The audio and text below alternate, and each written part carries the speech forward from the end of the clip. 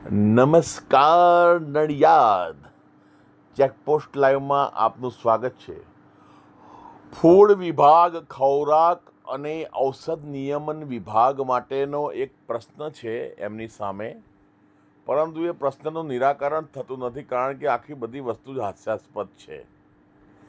ભારતમાં દૂધનું ઉત્પાદન દરરોજ આશરે 60 કરોડ લીટર ઉત્પન્ન થાય છે. તેમાં પનીર બનાવવાની જે જરૂરિયાત છે તે 16,500 ટન પનીર દરરોજ ઉત્પન્ન થાય છે ભારતમાં. ટનની વાત કરું છું, 16,500 ટન. અને એક કિલો પનીર બનાવવા માટે 5 થી 8 લીટર દૂધ, ભેંસનું દૂધ વપરાય, બરોબર, ફેટવાળું. ત્યારે જઈને એક અસલ, ચોખ્ખું અને અસલી પનીર બને.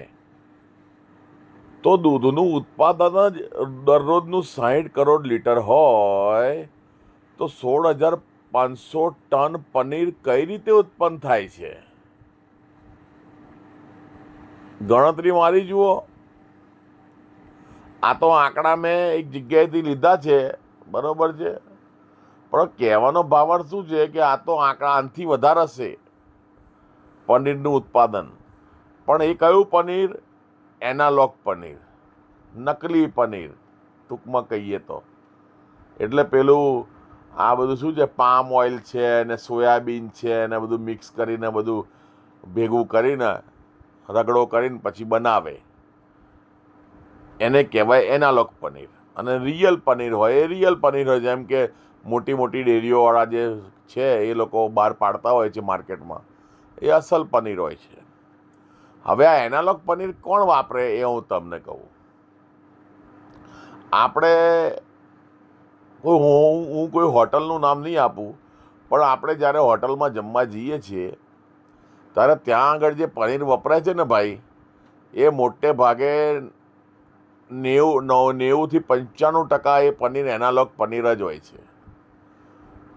પછી આપણે આ ખાણીપીણીની લારીઓ ઉપર પાઉંભાજીમાં પેલા બટર વાપરે, એ બધું પેલું બટર હોય છે, શું, પામ ઓઇલમાંથી બનાવેલું.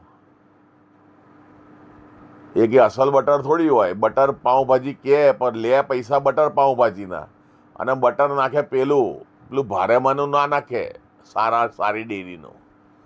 કહેવાનો મતલબ એવો છે કે આપણે પનીર ચીલી લેવા જઈએ ચાઇનીઝ વાળાને ત્યાં, તો એ જે પનીર હોય છે કે અસલ પનીર હોય છે? એ એનાલોગ પનીર બી નથી હોતું. એ એનાલોગ કરતાં પણ ગયેલું થર્ડ ક્લાસ ક્વોલિટીનું પનીર વપરાતું હોય છે. પણ આપણે તો પેલું જીભના ચટકા માટે બધુંય પેલો લાલ કલરે ખાઈ જઈએ, અજીનો મોટોય ખાઈ જઈએ, બરોબર, અને એનું પેલું પનીર હોય નકલી એ ખાઈ જઈએ, ને એની ઉપર પેલું મેદાનું પડ હોય તળેલું, એ પેટમાં જતું રહે. 4 વસ્તુ ખાઈએ છીએ પનીર ચીલીમાં આપણે, બરોબર, જે ઝેરી છે આપણા શરીર માટે. બજારમાં આપણે બાઇકને સહેજ ઘસરકો વાગી જાય બીજા કોઈક વાહનથી, તો આપણે રસ્તા ઉપર મારામારી કરીએ છીએ, લોકો મર્ડર બી કરી નાખે છે.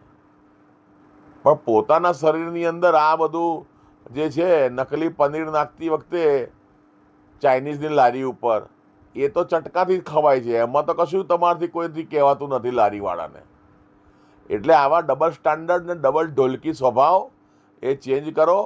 એ આપણા શું છે, અહીંની એક ખાસિયત છે કે ડબલ ઢોલકી ને ડબલ સ્ટાન્ડર્ડનો સ્વભાવ થઈ ગયો છે માણસનો. દરેક બાબતની અંદર, દરેક બાબતમાં. 700 રૂપિયા કિલો ગાંઠિયા ખવાય, 70 રૂપિયે 100 ગ્રામ ગાંઠિયા ખવાય, 60 રૂપિયે 100 ગ્રામ ભજીયા ખવાય, બરોબર.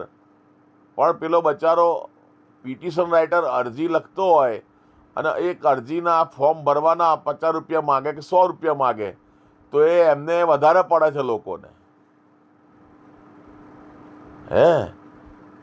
સરકારી કચેરીઓમાં પિટિશન રાઇટરો બેઠા હોય, જે કામ કરતા હોય, તો એ લોકોને વધારે પડે છે પૈસા, 50 રૂપિયા 100 રૂપિયા લોકોને. 700 રૂપિયા કિલો પનીર પેલા ગાંઠિયા માટે અપાય, ખવાય. પછી કે એ તો ખાવાની વસ્તુ છે ને, તો પછી તમે જે કામ કરાવવા આવ્યા છો, દાખલા કઢાવવા આવ્યા છો કે આવકનો દાખલો કઢાવવા આવ્યા છો, તો એના આધારે તમને ગવર્મેન્ટના લાભો મળે છે ને બેનિફિટ મળે છે, એના આધારે તમને નોકરી મળે છે.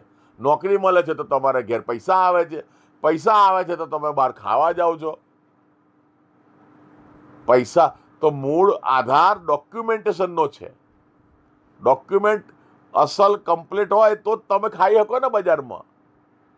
એટલે આ જે ચેન્જ છે ને એને સમજો બરોબર. બરોબર. જય હિન્દ, જય ભારત. અને ફૂડ વિભાગને વિનંતી કે તહેવાર આવ્યા છે એટલે ખાલી ખાલી દેખાડા માટે નાટક ના કરતા કે આ જગ્યાએ આમ છે ને તેમ છે, રેડ બતાવી અને બધું રફે દફે ના કરી નાખતા.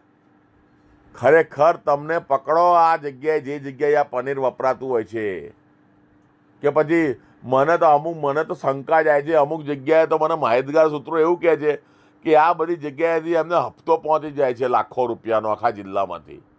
હવે બેઠા બેઠા પૈસા મળતા હોય તો કોણ ચેકિંગ કરવા જાય? ભલે ને લોકોનો સ્વાસ્થ્ય જોડે ચેડા થાય, આપણે શું, આપણો તો બંગલો બને છે ને. એવી વિચારસરણી વાળા કર્મચારીઓ ગમે તારે નોકરી જતી રહેશે, એ 100%ની વાત છે. જે આવું કામ કરતા હશે એની વાત કરું છું.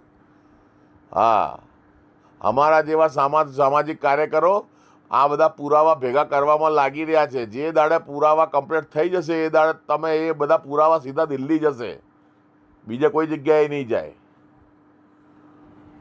જય હિન્દ, જય ભારત.